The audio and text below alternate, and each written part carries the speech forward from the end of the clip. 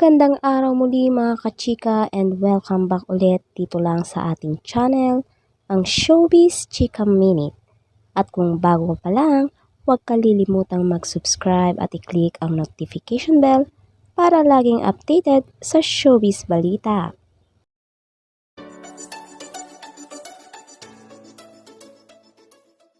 Wala pang plano. Parang dapat lalaki ako nagplano. Naiinis nga siya sa akin kasi parang feeling niya mas hindi ako hands-on dun sa Pero yun nga, tinanong ko sa mga kaibigan kong lalaki, ganun din naman sila eh.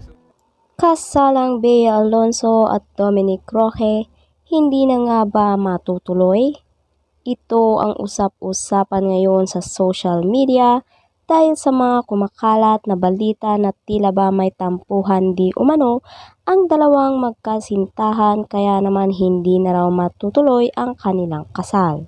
Sabi ng isa kong source, wala na sila, hiwalay na sila. Ito ang pasabog ni Ogie Diaz sa vlog nila ni Mama Loy na Showbiz Update na in-upload noong nakaraang gabi.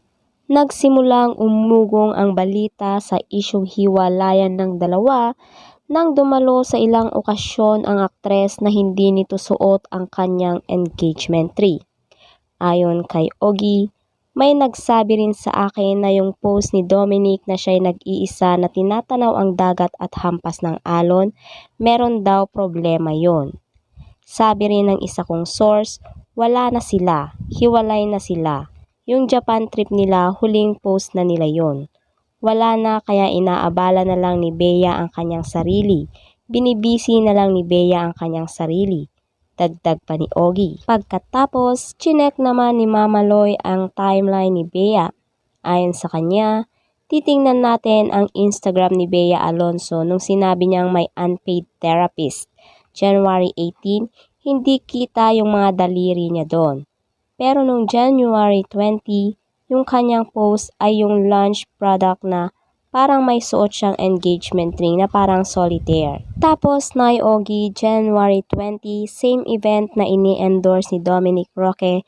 Doon siya na-interview ng mga press na sinabi niyang si DJ o Daniel Padilla na hindi invited sa kasal. Si Catherine Bernardo lamang ang tanging naimbitahan. Yung January 22 na birthday ng anak ni Bea, so doon na pinopost ng netizens na wala na yung engagement ring na suot ni Bea. Dagdag naman ni Ogie, sabi ko naman kanina Loy ay huling Instagram post na nila na together yung Japan trip nila. So between January 20 and 22, wala na sila nun siguro kasi sabi ng source ko, bago pa kayo mag-Korea Ogie, wala na sila. Dagdag naman ni Mama Loy, ay kailan ba tayo nag-Korea? January 26? Pagpapatuloy ni Ogie, sabi ng aking source ay sinusuyo pa rin ni Dominic Roque si Bea Alonzo para sila ay magkaayos. Pwedeng nagka-misunderstanding.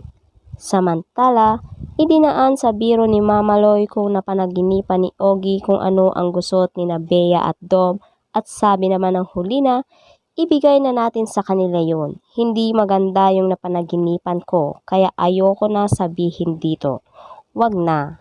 Anyway, yan ay mga nakalap lang natin at ito'y walang kumpirmasyon. At ang kumpirmasyon ay hihintayin natin na kina Dominic at Bea manggagaling or denial sa mga inilabas natin dito.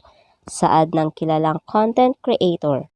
Abangan ang mga susunod na mangyayari dito lang sa ating channel. Kaya stay tuned lang mga kachika dito lang sa Showbiz Chika Minute.